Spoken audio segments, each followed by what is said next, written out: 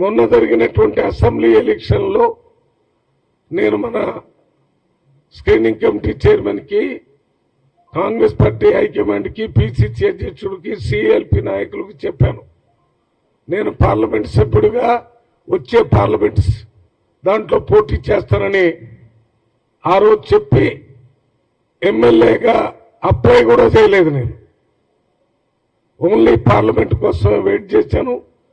నిన్న మొదటిసారి ముఖ్యమంత్రితో కలిసినప్పుడు కూడా నేను పార్లమెంట్ సభ్యుడిగా ఆ రోజు ఏ రకంగా ఎమ్మెల్యేకి చేయలేదో అదే రకంగా ఇప్పుడు కూడా ఈ కార్యక్రమం చేస్తూనే పార్లమెంటుకి నేను పోటీ చేస్తానని చెప్పడం జరిగింది.